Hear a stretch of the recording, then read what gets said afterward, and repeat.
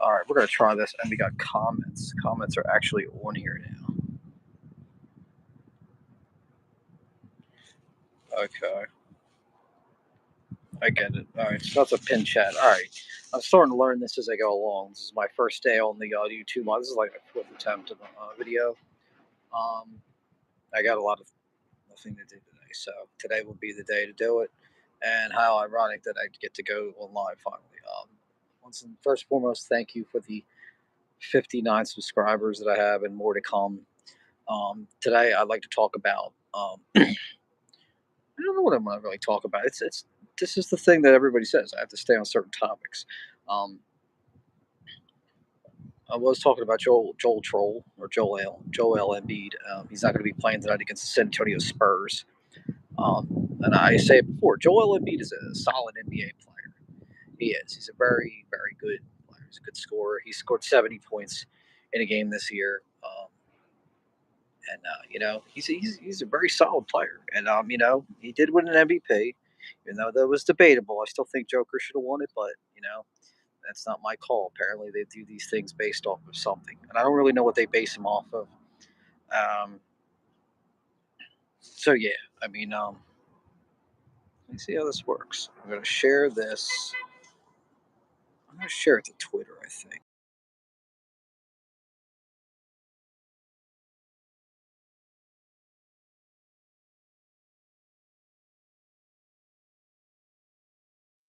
All right, I'm gonna share that off to Twitter X, because I think that's the best place to do it. I don't think Instagram's really where I want to go with it just yet. Seemingly more sports oriented stuff I like to share on there. So I'm finally on Instagram Live. I'm sorry, YouTube Live. No more, no IG Live today. I'm doing the YouTube Live. This is what I've been striving to accomplish, and I finally got on here. Um, Also, I'm going to share it with a few people while I'm at it too. Just gotta figure out how to do it, man. Let's say Instagram.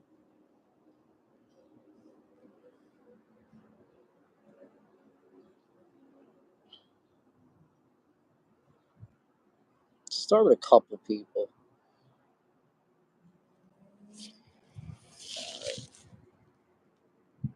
So start with a couple of people off Instagram too, I guess. Let's see what we got.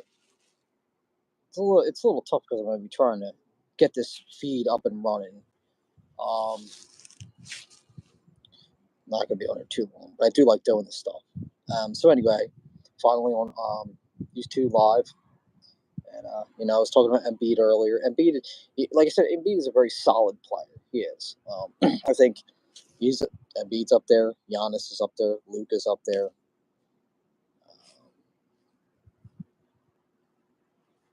Joker's up there.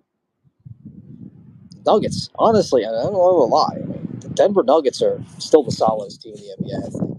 As far as they're going to start five, I still think they're the strongest team, which is probably going to get them deep into the playoffs. I don't know about a ring just yet, but I mean, it looks promising. We always know our boy LeBron out there. I'm not going to go crazy. You know my opinions on him and what he does. The load management for half the year, and then play in the playoffs and miraculously get on the winning streak out of nowhere, right? A lot of scripting going on, guys. Definitely a lot of scripting. More scripting than you can imagine with that. But as far as this NBA, I mean, there are a couple of exciting players. Giannis and Luka really stand out too. They're really good players.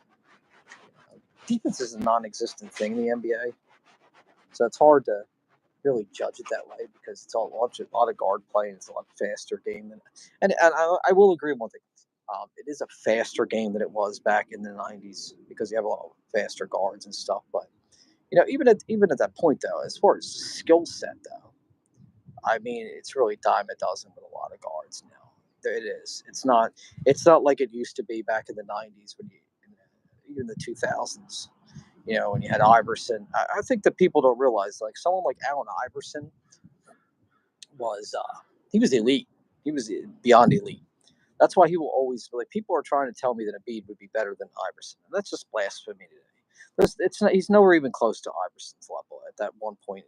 I mean, Iverson stretched himself and carried an entire team, played through the injuries that Embiid can't play through, and just went out there and scored. Yeah, his career was a little shorter, but then the game, I mean, I feel like the willingness to win a championship was a lot more with it with Iverson and guys like that because they didn't have these huge paychecks. They had big paychecks at that time, but not like these $60 million contracts like Jaylen Brown has just to be a role player. I mean, could you imagine Scottie Pippen making $70 million? He wouldn't be talking about Jordan right now if that was the case. You know, these guys are getting paid a lot of money. That's why I sit here and I think to myself, I'm like, they dropped 70. That's impressive. That's right. It is impressive. But you're getting paid to do such a thing, right? You're getting paid to do that. You're getting paid $70 million, $60 million, $50 million to go out on a basketball court. And as some people say, shoot it through a spear. Right. And that's fine. Um, and that's where I really am. And, guys like Luca, and they're going to get their pay. And you know what? I can't crush them for that.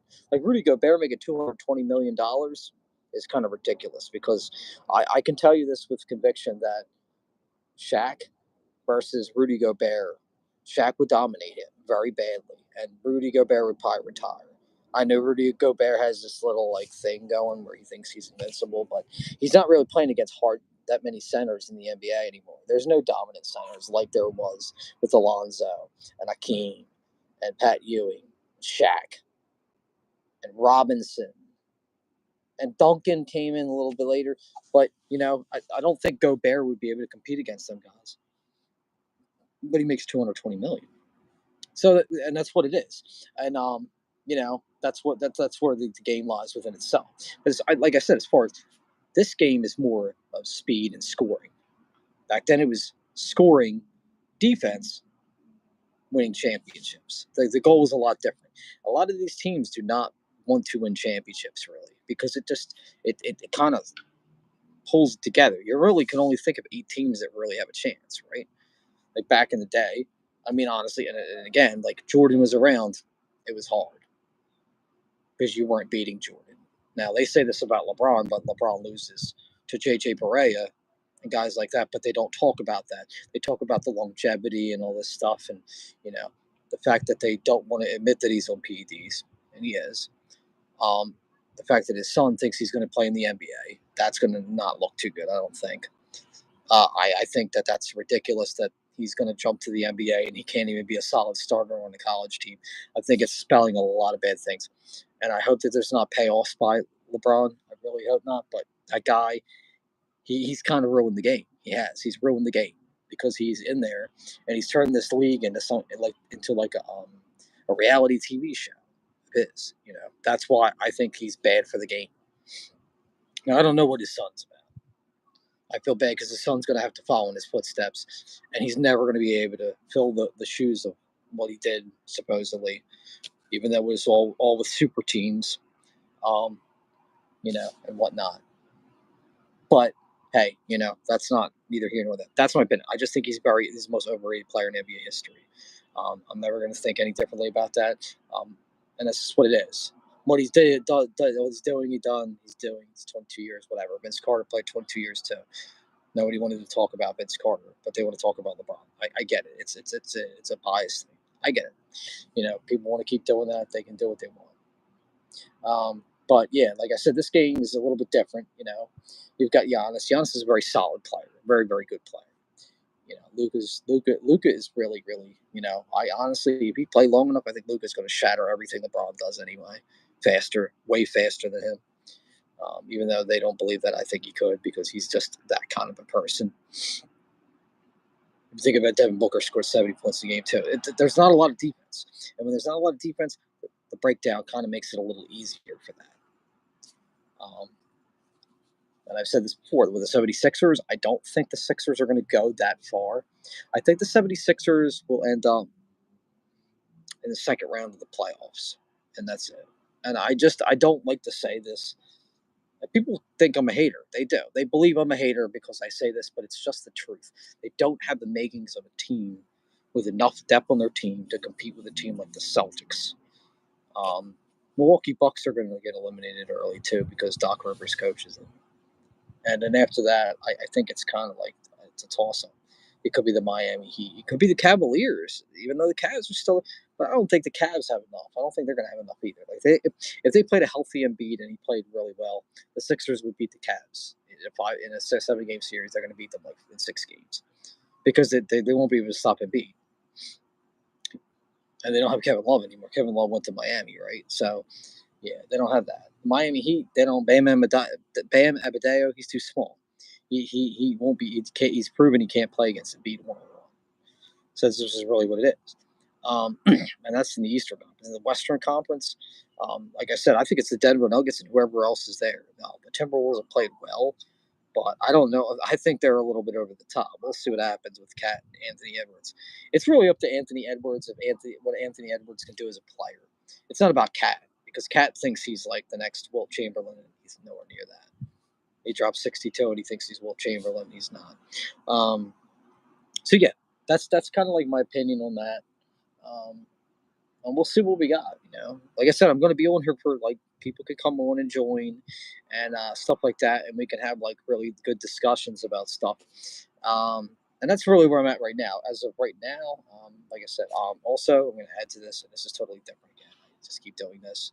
The Big Dill Pickle Party, June 15th, Xfinity Live. Xfinity Live, the Big Dill Pickle Party. For guys that don't know, it's in Philadelphia. It's on 1100. I forget the address. It's 1100 something. But it's in South Philadelphia. It's right next to the Wells Fargo Center and Lincoln Financial Field. Xfinity Live, the Big Dill Pickle Party is going to be a great time. I hope that everybody can attend that. That's going to be a really live one. As NBC Philadelphia has said, it is the world's biggest pickle party. The world's. It took me by surprise a little bit, but that's what they've labeled it. That's what I'll stick with it as, the world's biggest dill pickle party. And the guys that do this, they work very hard every year to do this. This is the first one, I think, at Xfinity Live. It was at Power Plant Live the last 3 or 4 years. It's going to be a huge show, and I hope that everybody can make it. If you're out of state, you come in during that weekend, June 15th. That's a big event. The Big Dill Pickle Party. Going to be a great time. It's been a long time coming since it came to Philadelphia, but it's coming. June 15th. So hopefully everybody can make it. That's what I do, the X-Man Promotions page, and that's where I'm going with it right now. And I'm glad to be on this live feed because I've had 4 lives, and I'm just like all happy, like a little kid. So anyway, I'm going to get off for now, and I'll catch up with everybody on the flip side. X-Man out.